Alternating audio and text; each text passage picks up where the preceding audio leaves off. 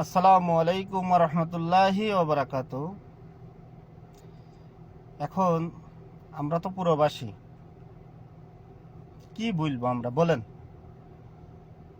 আমরা না পাচ্ছি, অসহায় যেসব ছাত্র ভাই বোন যারা আছে তাদের পাশে তো আমরা দাঁড়াতে পারছি না, কারণ আমরা দূর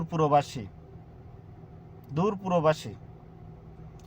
যাই হোক, এখন এই যে কোটা আন্দোলন বা যে কোনো বিষয় নিয়ে কথাটা হচ্ছে, ভালো কথা হোক, কোনো ব্যাপার না। রাস্তাঘাট সব বন্ধ, সব কিছু বন্ধ।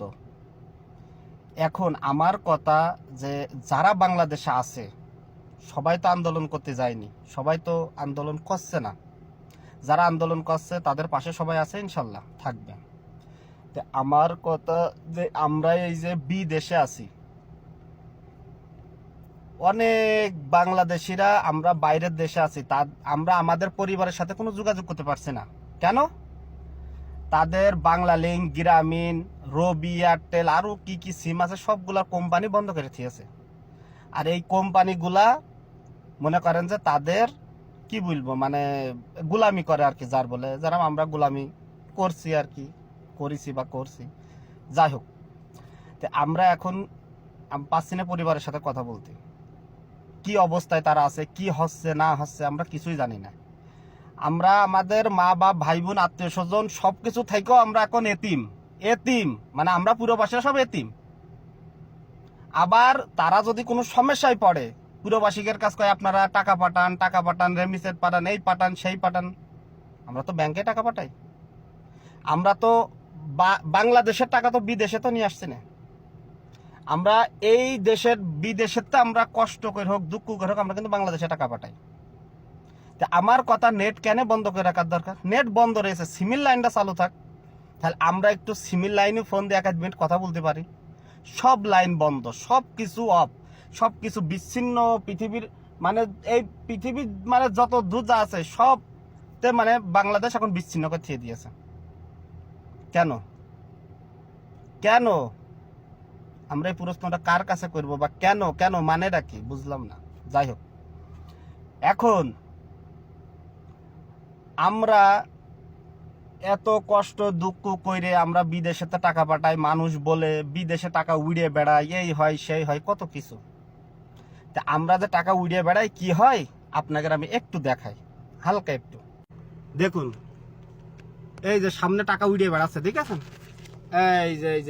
এই যে টাকা সব উড়িয়ে বেড়াচ্ছে, টাকা মানে রাস্তাঘাটে টাকা পড়ে রয়েছে। এদিকে দেখেন, এই দেখেন, টাকা টাকা টাকা পড়ে রয়েছে, মানে টাকা আমরা খালি ওখান থেকে মানে ধরি আর বাংলাদেশে পাঠাই। যাই হোক, টাকা আমরা ধরি আর বাংলাদেশে পাঠাই, এত সস্তা নাই। এই দেশে একটা টাকা কেউ কারোর ফাও দেয় না। আপনি 5টা টাকার কাজ একজনের করে দিলে আপনার 1টা টাকা দেয় একজন। এখন 3:30 বাজে কুয়েত, এটা হচ্ছে কুয়েত, 3:30 বাজে।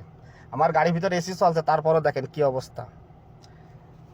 মানে আপনাদের না দেখালে তো বিশ্বাস করেন না, 50 ডিগ্রি তাপমাত্রা আজকে আছে, 50 ডিগ্রি। দেখেন এই যে আমার গাড়ির ভিতরে দেখেন এসি চলছে, সব এসি চলছে, এই যে এসি চলছে, এই যে 50 ডিগ্রি তাপমাত্রা আপনারা দেখতে পাচ্ছেন কি আমি জানি না। এই যে 50 ডিগ্রি তাপমাত্রা বাইরে, 50 ডিগ্রি তাপমাত্রা। এখন আসরের আজান দিচ্ছে, এই যে ঠিক সমান 3:30 বাজে, ঠিক সমান 3:30 বাজে। তাহলে আমরা কোনো সময় তো বলছি না যে আমাদের কোটা দাও, এ দাও সে দাও।